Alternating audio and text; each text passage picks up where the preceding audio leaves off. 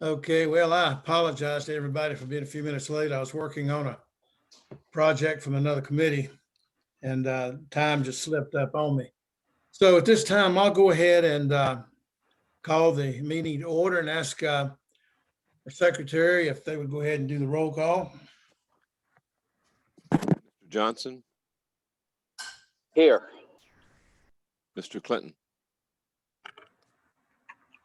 Mr. Martin, Here, sir. Mr. Jeffrey, Here. Miss Moon Reynolds, Here. Mr. Fidgelowski, Here. Mr. North, Here. Mr. Radford, Here. Mayor Turk, Mr. Jones, Mr. Lyles, Here. Mr. Stovall, Here. Mr. King, Here. Mr. Price, Here. and Mr. Chairman, we have with us today Gary Powers, who is the chair of the Airport Commission. Tim Bradshaw and Richard Osborne are no longer with the airport, so he's not a voting member, but he'll be sitting in and with us today. Okay, and his name was Gary Powers. Gary Powers. Seems like that name sounds familiar. He's on the he's he's chairman of the Airport Commission. Yeah, when the Gary Powers was shot down in that spy plane too. Right. Absolutely. Yeah, absolutely. I'm glad you're still here, Mr. Powers. Well, I'm still getting shot down on a regular basis. Yeah, we all do. Mr. Sandler, Presence. we have a quorum, Mr. Chairman. Thank you, sir. Well, we'll go ahead and start the meeting, and I'd like to welcome everyone to the meeting today on this beautiful snowy day. It's beautiful outside. I'm afraid it's going to melt pretty quick, though. It's supposed to get warmer during the day, and my snow blower is broke anyway, so I'm all right with it. So at this time, do I have anyone that would like to make a motion to approve the consent agenda? Mr. Chairman, I make a motion, we approve the consent agenda. Okay, motion by Mr. North. Do I hear a second? Second. And we have a second. Okay, is there any question on the motion? If not, all in favor, say aye. Well, Mr. Chairman, we need to call the roll on that one. I was just getting ready to say that. Okay, yes, sir. Okay, sorry about that. Mr. Johnson, Yes. Mr. Martin, Yes, sir. Mr. Jeffrey, Yes. Miss Moon Reynolds, Yes. Mr. Fidgelowski, Aye. Mr. North, Yes. Mr. Radford, Mr. Lyles, Yes. Mr. Stovall, Yes. Mr. King. Yeah. Mr. Price, Yes. Mr. Sonnenklaar. Yes. The motion passes, Mr. Chairman. All right.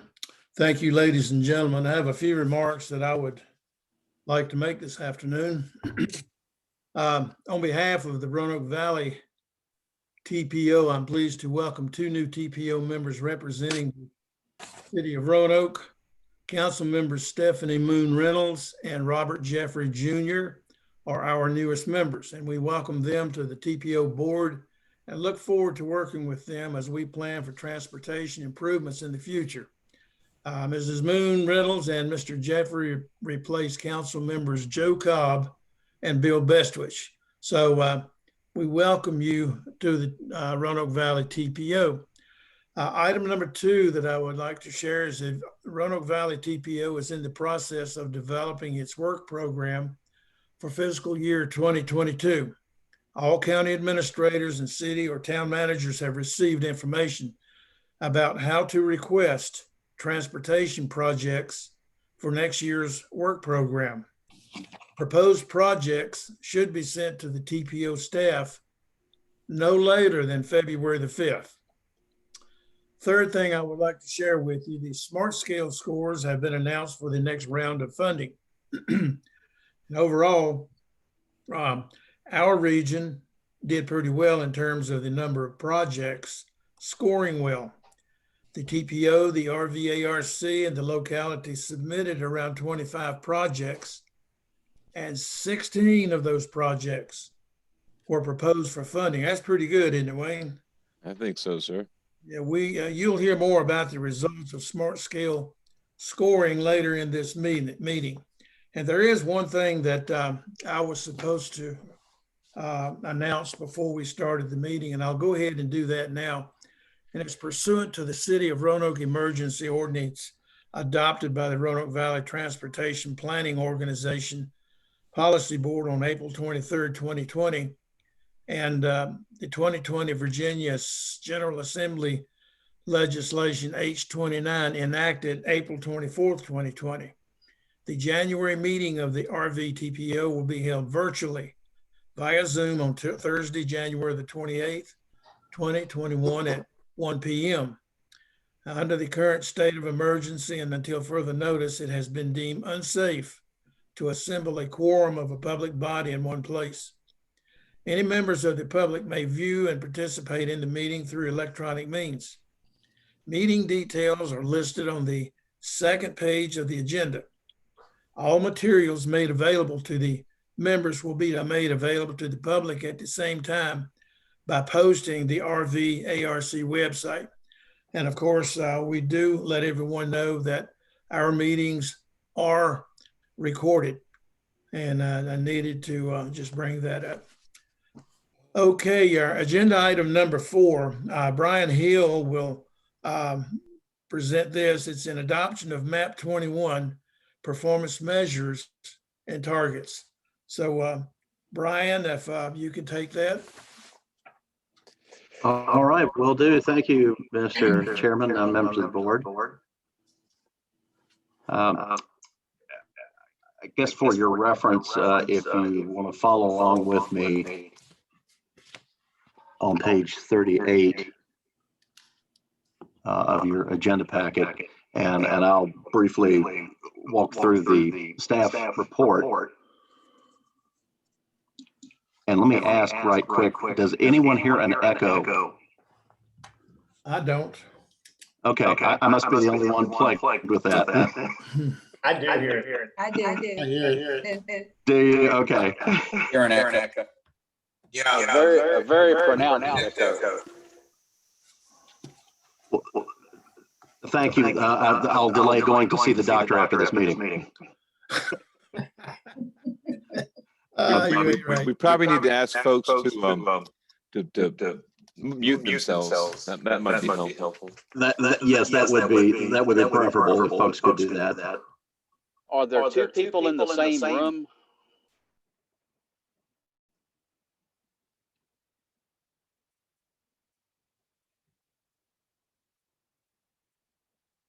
Is that the case with anyone?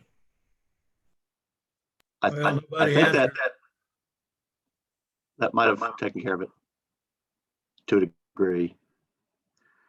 Yes, thank you. If you could all remain muted, and when you need to vote and or speak, please feel free to unmute yourself. Thank you. Okay, we're for the benefit of those new members, let me just do a quick explanation of what we've been doing for the last couple of years. The federal transportation legislation, MAP 21, a few years ago, set forth several performance measures in a variety of different areas. This particular one is a set of safety performance measures and targets that on January 25th of 18, the RVTPO initially adopted. On a rolling and annual basis, those targets are then set by the state, and then the MPO has the option to either adopt those same targets, or if the MPO feels that it is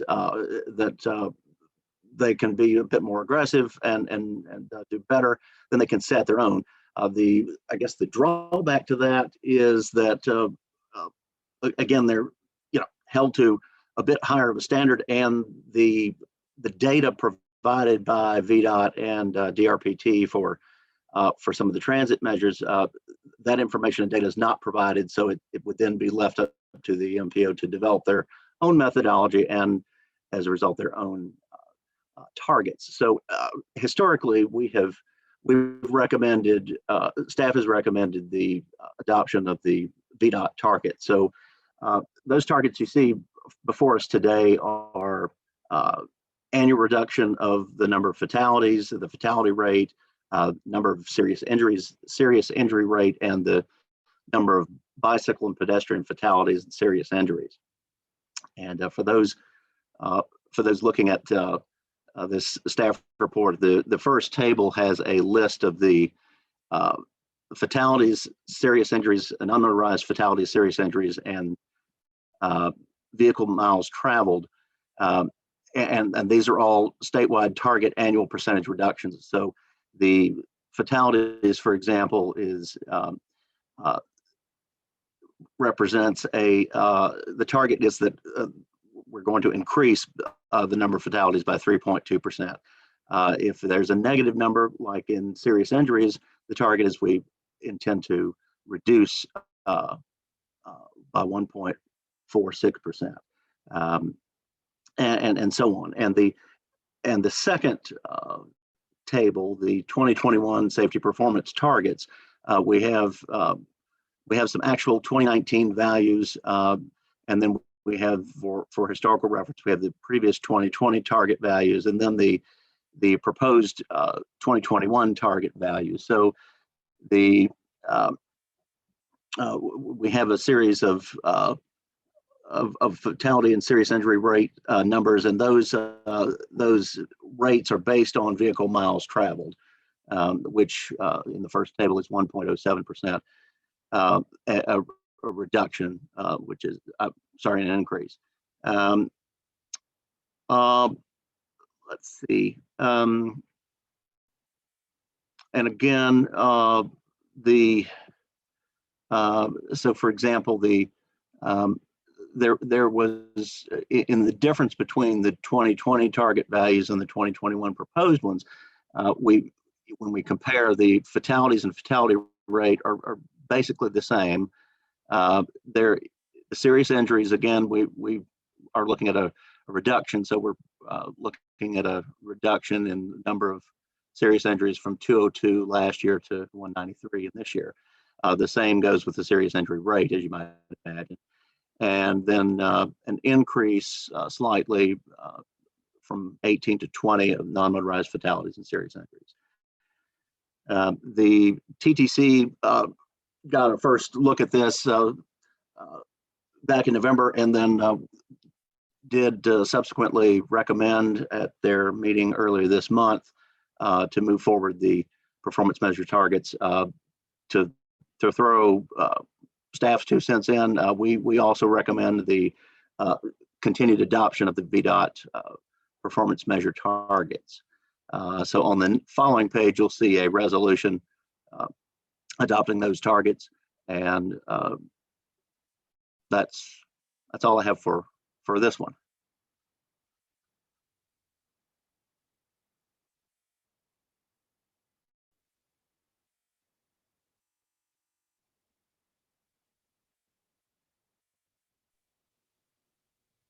Sorry about that, I had my mute on.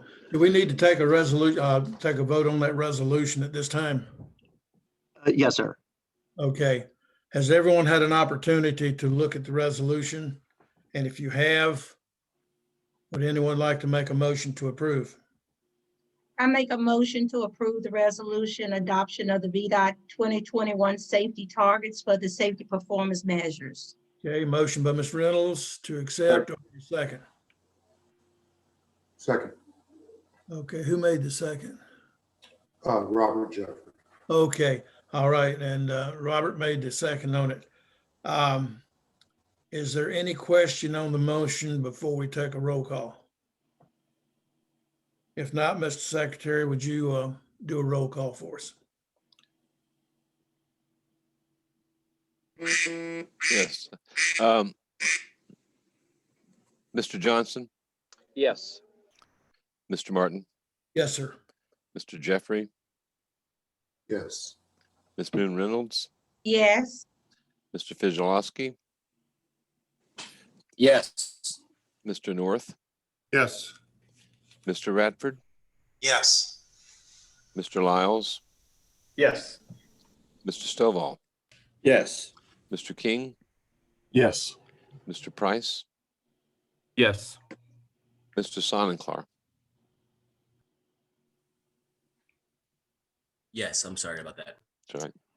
The motion passes, Mr. Chairman. Okay, motion approved. Okay, Brian, you still got the floor. Yes, thank you, Mr. Chair. And B under this item is a second performance measure target. And this one's a new one. So we'll talk about this for a minute. This is coming from the Federal Transit Administration. This is a recommendation for the PTASP, the Public Transportation Agency Safety Plan, and its performance measures and targets. And again, for reference, this is page 40 on the agenda, in the agenda packet. All of the recipients or subrecipients of FTA grant funding, especially the FTA 5307 program, are required to develop and to implement a safety plan. And so in Virginia, there are the smaller providers, the tier 2, and the larger providers, the tier 1. And Valley Metro and Radar fall into those that tier 2 group. So back on August 11th of last year, the DRPT, the Department of Rail and Public Transportation, did adopt and create a PTASP on behalf of all these tier 2 providers. And in it, they had a series of performance measures and targets. And I'll read those very quickly, but there are 8. Fatalities, the total number of reportable fatalities annually, the rate per total vehicle revenue miles by mode, injuries, the total number of reportable injuries annually, the rate per total vehicle revenue miles by mode, and that's for injuries, safety events, and those are things that would occur in the normal during a normal operation that might be recorded, accidents, that sort of thing. Total number of safety events per year, the rate per total vehicle revenue miles by mode, and then 2 for system reliability, the distance between major failures and the distance between minor failures. And so to talk a bit about some of our large plans, such as the long range plan and the TIP, the Transportation Improvement Program, which is essentially our 4-year capital improvements program. All of the MPOs with transit agencies in the tier 2 must reflect these measures and targets in both their TIP and long range plan. So that as a result of adopting these, that will, as has been the case with all the previous measures and targets, need to be reflected. And if for those that are looking at the staff report on page 41, we have a table with the measures and the targets by mode, and we have these broken out as is in the PTASP by fixed route, which is for intensive purposes here, Valley Metro, paratransit demand response, which is radar, and then there are values for each of those.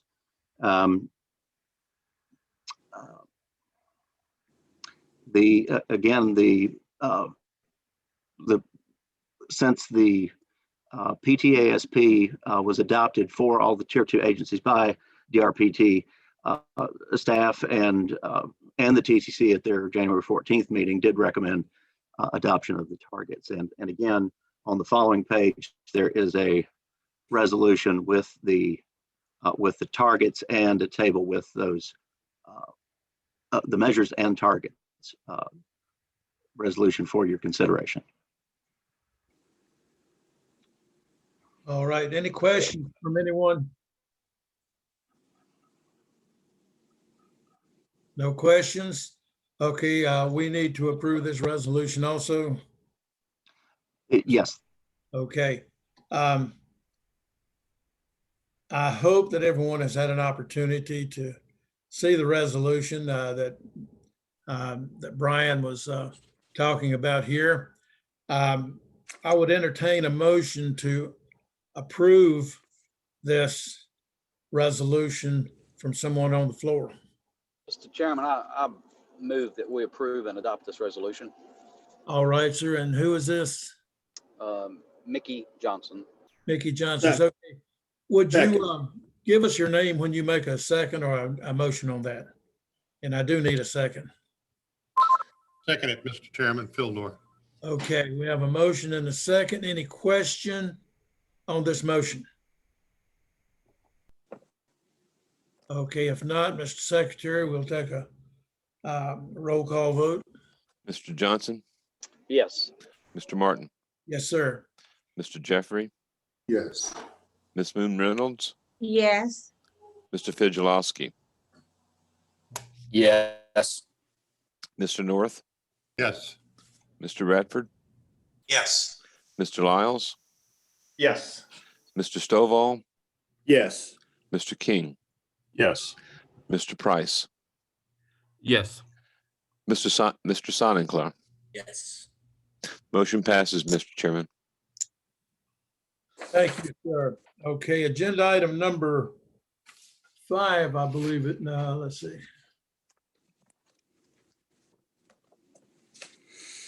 Number 5, yes.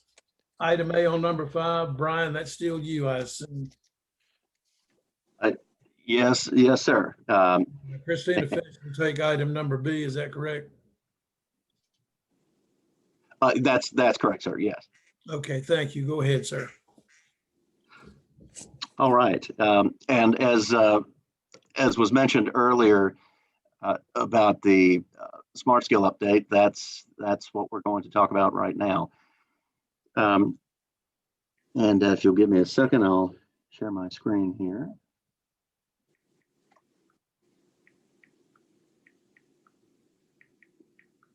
All right.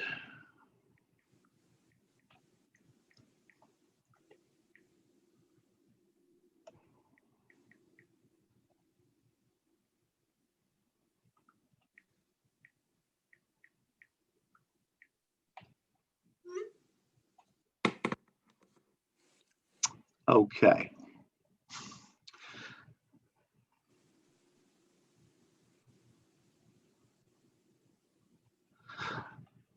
Well, this is round 4, the FY22 round of Smart Scale, and for again, for some of our new members, the Smart Scale program, which, if you can believe it or not, is an acronym. It's the System for Managing the I'm going to forget the A, the Resources for Transportation, Safety, Congestion, Accessibility, Land Use, Economic Development, and Environment. This replaces, to a degree, the selection process of projects in the VDOT and DRPT's 6-year improvement program. It is designed to get projects on and off the SYIP faster, have them built faster, and funded within one 6-year cycle. So this is, again, the 4th installment, and the CTB at their meeting last week released the preliminary staff scenario. So we're going to talk about that. And talk about some of the things that we found here. So 406 applications were submitted statewide. There were 7 applications that were screened out. So there's a screening process that gets you in the front door to even apply. So 7 applications statewide were screened out, and that shows the amounts there. Hey, Brian, I don't see anything on my screen. I Oh, don't you either. don't? No. Oh, all right. Okay, let's see what I can do here. Okay, we don't see anything. Well, all right. Let's try this again.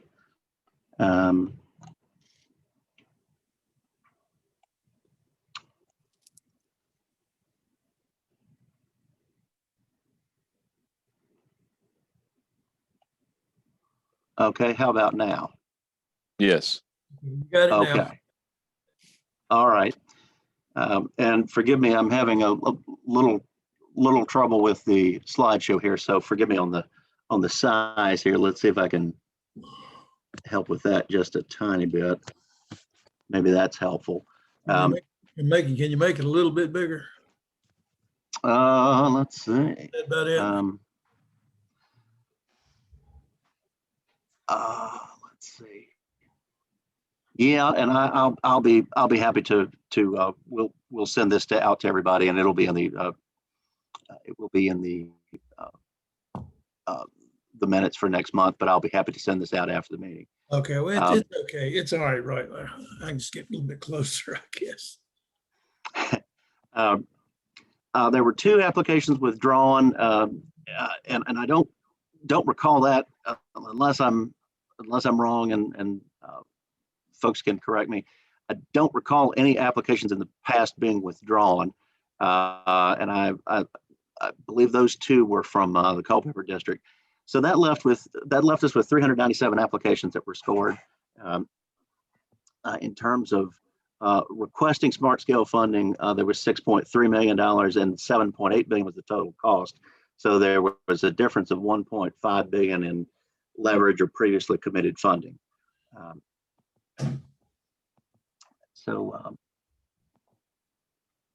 So here we are. We're looking at how this broke out in terms of funding from each of the districts, and of course I've got Salem highlighted here.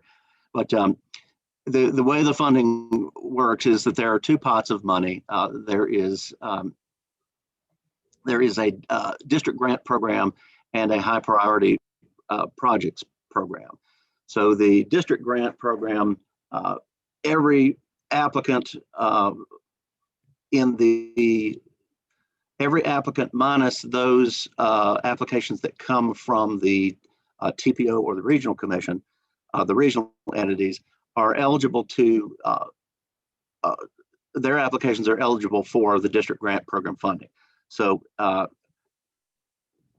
so there's that pot, and then there's the high priority funding for those corridors of statewide significance, like I-81, 64, 460, US 11, those roads, and that is you're competing with localities statewide for that pot. But for the DGP funding, you're only competing against localities and agencies in that district. So we look at the 41.6 million that we have for DGP, and then if you look over to the right, you see something called supplemental DGP, FY 21 and 24, and that was a big surprise to a lot of us. As a result of in terms of adding another $63.8 million, which that was roughly 150% increase, and that is as a result of the regional gas tax that was those revenues coming into each of the districts. So you see the variety of amounts for all the various different districts, and we did rather well in terms of what we collected. So that gave that gave rise to quite a bit of additional funding for the district grant project.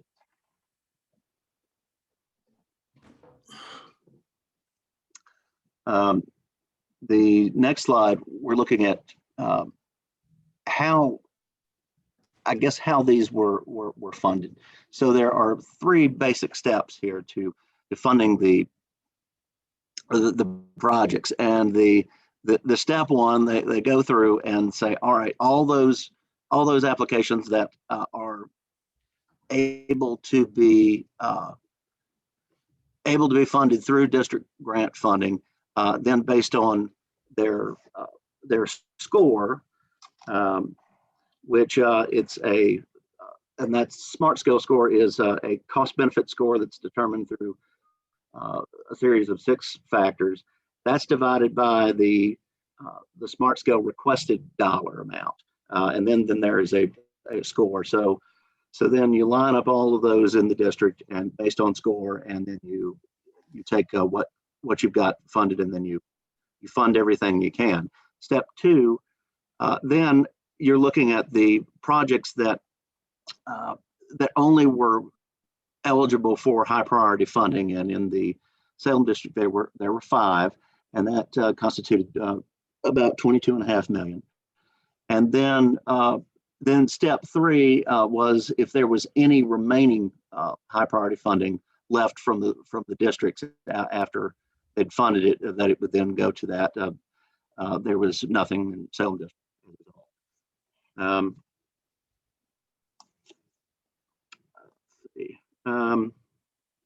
So of the 397 applications that we talked about that were scored, 150 were funded, and that's about 38%.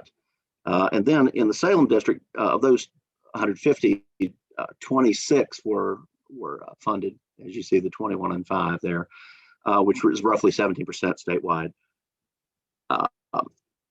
Then when you talk about our applications, those submitted from the TPO and those from the localities, that was a total of 19 applications, and 15 of the applications are slated to be funded, and that's a really high success rate of 79%. Really pleased about that. So this is that list, and of course those projects in yellow are the ones that are proposed to be funded, and that works out to be about $75.5 million in funding there. In looking at these, there are 6 of 8 applications of this amount, this 19 here, were for projects on improvement projects on US 460. So 6 of 8 were funded, and that's a really great success rate there. Really pleased with that.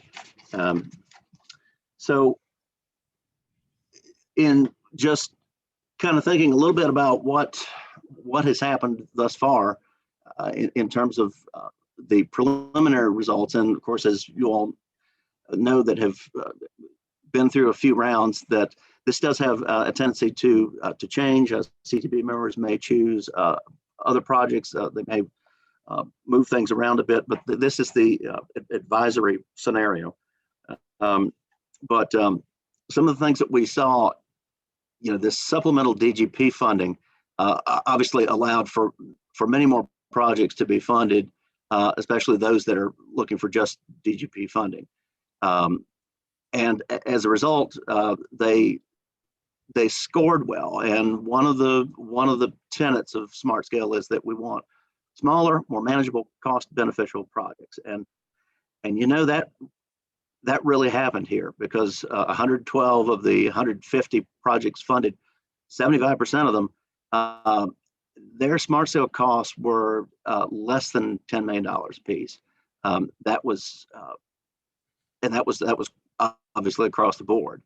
And then, as many of you remember, and we've been a bit aggravated about, that there have been really large projects that have scored very well, hundreds of millions of dollars of projects, and that have, capitalized a lot of the high priority project funding.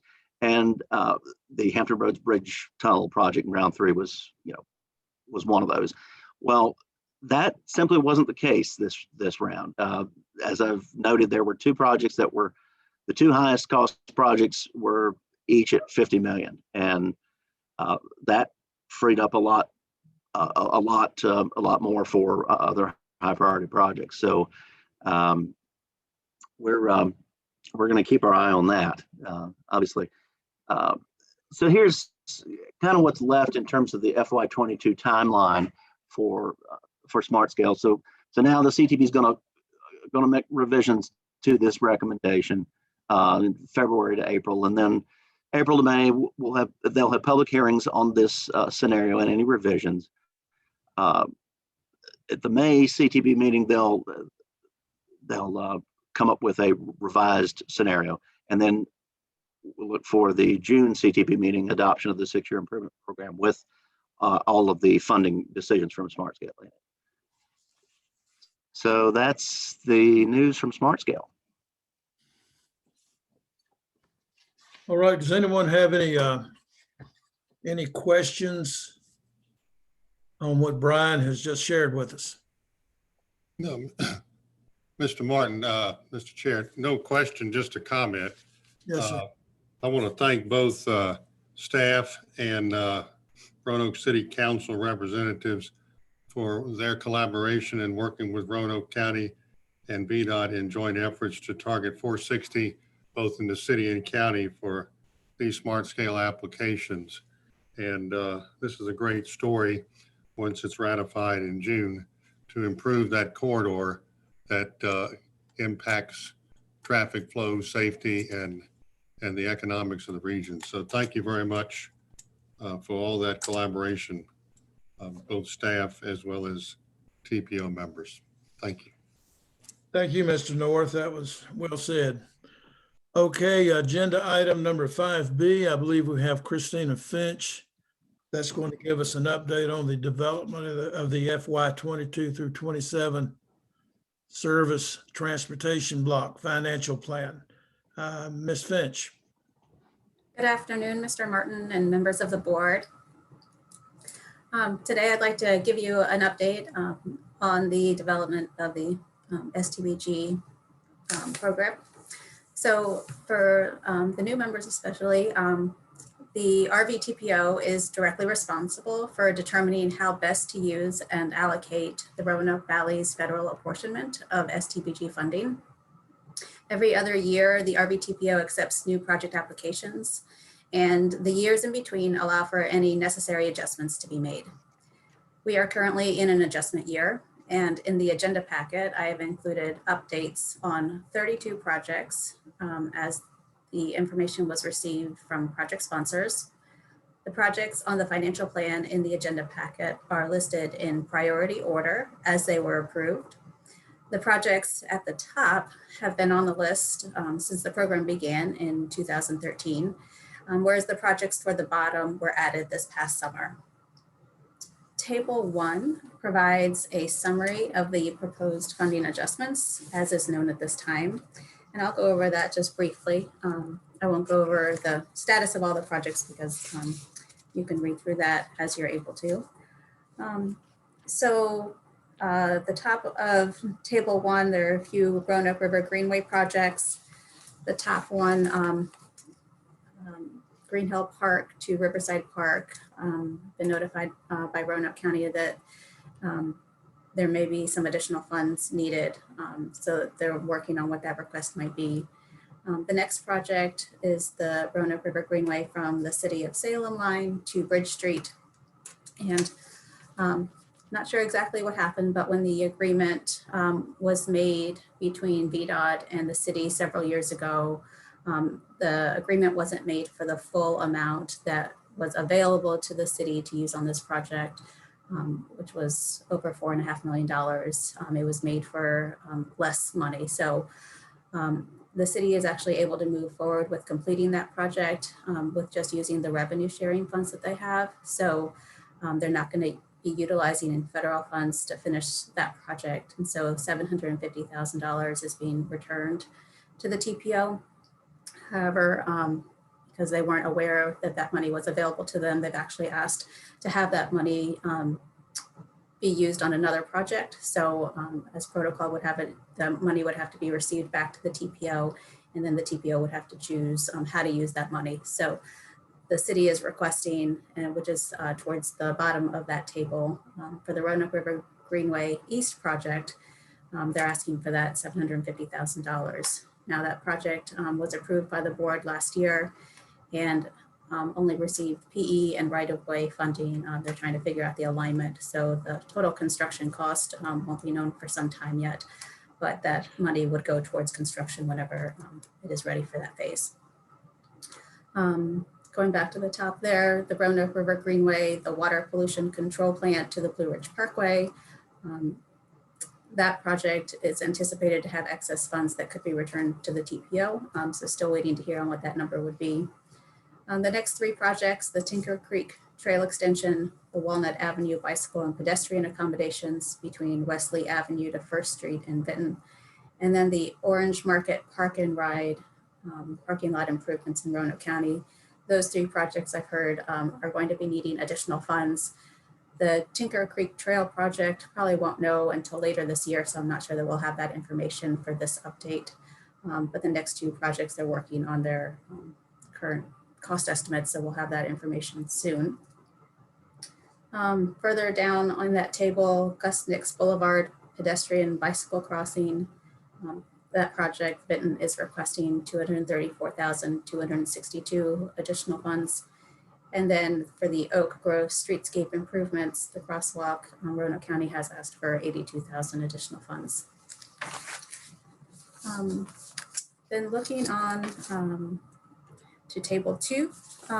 Table 2 shows the status of projects where the board has conditionally committed STBG funds, and that's contingent upon their ability to secure the remaining funds needed. And according to the draft Smart Scale Round 4 funding scenario that Brian just spoke about, 7 of the 9 projects are slated to receive the funds that they need to build the project.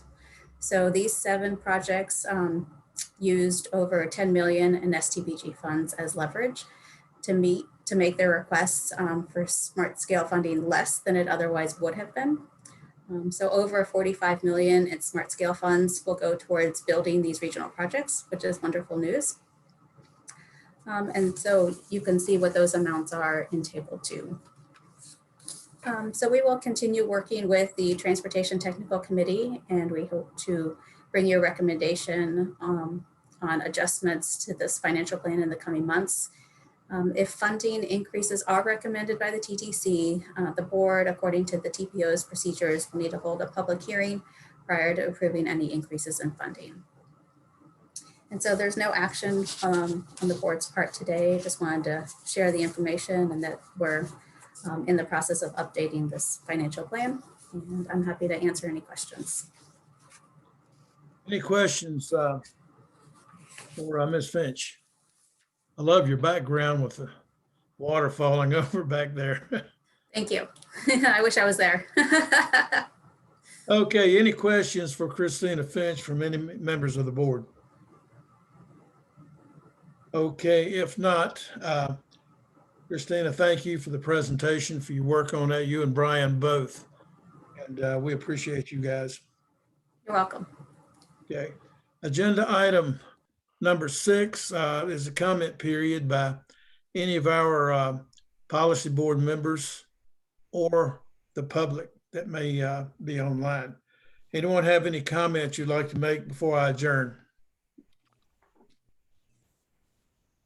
Mr. Chair, just a couple items of note for those that wish to pursue the items at the General Assembly. There are 2 bills in the General Assembly that we're watching. House Bill number 2071 is a smart scale bill that will add a category known as resiliency in their scoring methods in the future. At the present time, and when I last checked, it was in the Transportation Subcommittee. If they add another category, it could mean scores would of course change in the future on some projects. Secondly, there is also a bill, House Bill 1910, which addresses transportation authorities. As you know, most of the state of Virginia, except the Southwest region, belongs to a transportation authority that raises and uses funds collected through different means to leverage projects going forward. I bring attention to this for this reason. If the Smart Scale Fund stays steady at around $800 million going forward, and projects increase in terms of cost, this may be something different parts of the state of Virginia might be looking at in working with surrounding counties to consider. And this bill, I think, would give that authority if it passes and becomes law. So just a couple of bills to note as they move through the General Assembly. Lastly, Mr. Chair, I'd also like to ask the commission staff and the TPO to provide for us at the next TPO meeting an update on the progress of the TED study. That's the Transportation Economic Projects. Thank you. Thank you, Mr. North. Is there anyone else that that would like to make any comments before we adjourn? All right, if not, then I'll declare the meeting adjourned, and thank you so much for attending. And I do appreciate your commitment to the TPO board and your work for your localities. Thank you. You all have a great day. Go out and build a snowman somewhere. It'll have to be a small one because we don't have that much snow out there. But enjoy the day. Billy, it's coming this weekend. That's what I've heard. I've got to get my snow blower running. I guess I need a new spark plug in it. I don't know. You better get it running. It's coming. Okay. You doing okay, Ken?